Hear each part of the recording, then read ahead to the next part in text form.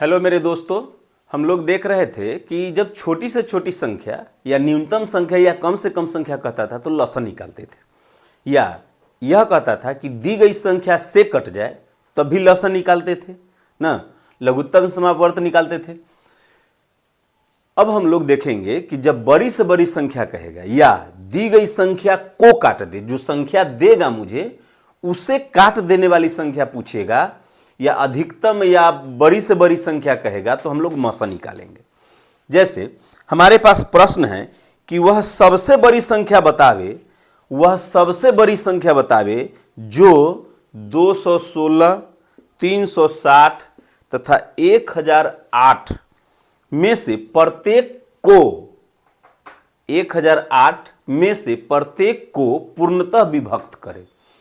वह संख्या बताना है जो 216, 360 और 1008 तीनों को पूर्णतः काटे, तो वह संख्या जो दी गई संख्या को काट दे। हमारे पास तीन संख्या है, इस संख्या को काटने वाली संख्या मौसा कहलाता है ना। मौसा निकालने का क्या तरीका बताएं, कैसे पहचानेंगे कि मौसा निकालना है? तो जब भी कहेगा कि वह बड़ी से बड़ी संख्या बतावे जो दी गई संख्या को काट दे तो हम लोग मौसा निकालेंगे। तो इसका मौसा निकाल लीजिए।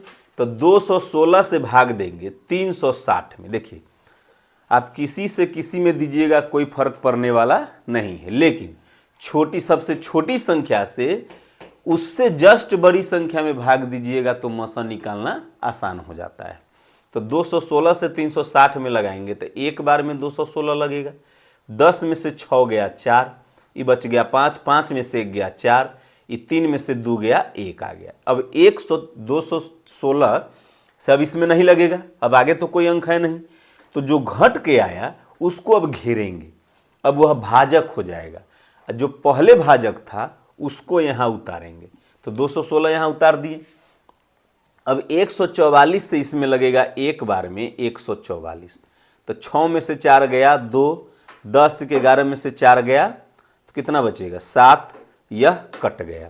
अब इस 72 को घेरेंगे और 144 यहाँ उतारेंगे, तो 72 दूना 144 आ गया, ये कट गया। ठीक है, तो इस दोनों का मौसा हमारा 72 आया, लेकिन कोई जरूरी नहीं है कि इसका भी मौसा 72 हो, इसलिए और हम आगे निकालेंगे। फिर अब 72 से भाग देंगे, 72 मौसा आ गया। अब इस 72 से भाग देंगे 1008 में, तो 1008 में जब भाग देंगे इस 72 से, तो एक बार में लगेगा 72। 10 में से 2 गया 8, 9 में से 7 गया 2। जब हासिल यहाँ से लेंगे तो ये जो 0 है वह 9 हो जाएगा। ठीक है, तो इसमें से हासिल लिए तो 10, 10 में से 2 गया 8, तो 9 हो गया, 9 में से 7 गया 2। अब उतरेगा 8, 8 यहाँ बचा हुआ है तो 8 उतरेगा।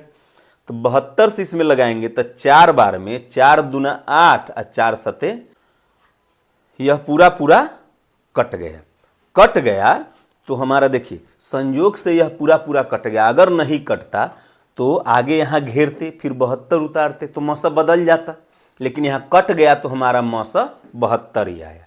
तो इस तरह से हमारा मौसा 72 आया। 72 से अब 216 भी कट जाएगा, कितना बार में? 3 बार में। 72 से 360 भी कट जाएगा और 72 से 1008 भी कट जाएगा ना। अर्थात 72 वह सबसे बड़ी संख्या है जो इस सब को काट सकती है। इससे बड़ी कोई संख्या नहीं होगी, इससे बड़ी 72 से बड़ी कोई संख्या नहीं होगी जो तीनों को काट देगी। हाँ, 72 से छोटी होगी, तो 72 से छोटी कौन कौन होगी? जो 72 को काटेगा, 72 को जो काट देगा वही संख्या होगी जो इस सब को काटेगी, लेकिन इससे बड़ी नहीं हो सकती है। अर्थात 72 वह सबसे बड़ी संख्या है जो दी गई संख्या को काट दे। इसीलिए कहता है कि सबसे बड़ी संख्या निकालने के लिए कहे तो हम मौसा निकालेंगे। ठीक है,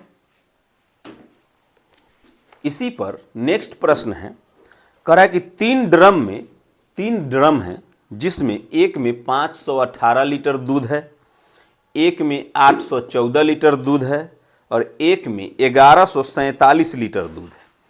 वह सबसे बड़ा किस माप का डब्बा ले? वह सबसे बड़ा किस माप का डब्बा ले कि तीनों ड्रम को दूध को अलग अलग माप सके और सभी ड्रम में दूध बराबर हो ना, तो देखिए कह रहा है कि वह बड़ा से बड़ा किस माप का डब्बा ले कि प्रत्येक ड्रम के दूध को अलग अलग पूर्णतः माप सके, अर्थात मिलाना नहीं पड़े। तो अधिकतम माप का डब्बा कह रहा है, तो क्या करेंगे, इस सब का मसा निकाल देंगे। तो मसा निकाल देंगे तो 518 से भाग देंगे 814 में, एक बार में 518 लगेगा। 10 4 14 में से 8 गया 8 6 14 6। अब यहाँ पर 0 बच गया तो एक हासिल लेंगे 10, 10 में से 1 गया 9। अब यहाँ बच गया 7, 7 में से 5 गया 2 बट गया। 296 को घेरेंगे, 518 उतारेंगे तो एक बार में 296 आ जाएगा। 8 में से 6 गया 2, 10 1 11, 11 में से 9 गया 2 और यह 4 में से 2 गया 2। 222 को घेरेंगे, 296 उतारेंगे, एक बार में 222 लग जाएगा। 6 में से 2 गया 4, 9 में से 2 गया 7, यह कट गया। 74 को घेरेंगे, 222 उतारेंगे तो 3 बार में लग रहा है क्या, 4 3 12 के 2 हासिल 1 7 21 1 22 कट गया। तो मौसा हमारा 74 आया अभी तक, ये दोनों का मौसा 74 आया। फिर क्या करेंगे, 74 से 1147 में भाग देंगे तो एक बार में 74 लगेगा तो 0, 10 1 11 में 7 गया 4, 7 उतरेगा ना। तो 74 से कितना बार में लग रहा है, 7 5 35, 350, 7 6 42, 420, तो 5 बार में लगेगा। 5 चौक 20 के 0 हासिल 2, 7 5 35 2 37, तो 7 आ गया, 10 में से 7 गया 3 ही कट गया। 37 को घेरेंगे, 74 उतारेंगे तो 37 दूना 74, यह पूरा पूरा कट जाएगा। ठीक है, तो इस तरह से हमारा मौसा कितना आया, मौसा आया 37। देखिए यहाँ पर मौसा बदल गया ना, 37 लीटर का डब्बा लेंगे, समझिएगा 37 लीटर का डब्बा लेंगे तो इस दूध को भी पूरा पूरा माप सकते हैं, इस दूध को भी पूरा पूरा माप सकते हैं, इस दूध को भी पूरा पूरा माप सकते हैं। लेकिन कभी कभी, अभी तो कह रहा है कि कितना बड़ा डब्बा लेंगे, लेकिन कभी कभी क्या पूछेगा कि तीनों दूध को रखने के लिए न्यूनतम कितना डब्बा चाहिए ना। इसमें बड़ा से बड़ा डब्बा नहीं पूछेगा, इसमें बड़ा से, उस प्रश्न में बड़ा से बड़ा डब्बा नहीं पूछेगा। क्या पूछेगा कि न्यूनतम कितने डब्बा लेना पड़ेगा ताकि तीनों दूध को अलग अलग रख सके और सभी डब्बा में दूध की मात्रा समान हो ना, अर्थात 37 लीटर हो। तो देखिए हर एक डब्बा में 37 लीटर रखेंगे तो निकालेंगे कैसे, तो सब जो भी देगा उसका मौसा निकाल लेंगे। अब प्रत्येक डब्बा में 37 लीटर रखना है तो 518 लीटर रखने के लिए कितना डब्बा चाहिए, एक डब्बा में 37 लीटर है और दूध है, मान लीजिए ये भैंस का दूध है तो 518 लीटर रखना है तो इतना डब्बा चाहिए भैंस के दूध के लिए। फिर मान लीजिए कि यह ऊंट का दूध है, ऊँटनी का दूध है तो 814 लीटर रखने के लिए कितना डब्बा चाहिए, तो एक डब्बा में 37 लीटर, तो 37 से भाग दे देंगे तो इतना डब्बा चाहिए ऊँटनी का दूध रखने के लिए। यह गाय का दूध है तो गाय का दूध रखने के लिए कितना डब्बा चाहिए, तो एक डब्बा में 37 लीटर रखना है तो इतना डब्बा चाहिए। तो न्यूनतम कितना डब्बा चाहिए, तो इतना। लेकिन यह बाद में आएगा, यह आगे पढ़ना है, अभी समझा दी है ऐसे ही। अभी जो पूछ रहा है हमारा आंसर 37 हो गया कि 37 लीटर का डब्बा लेंगे। ठीक है।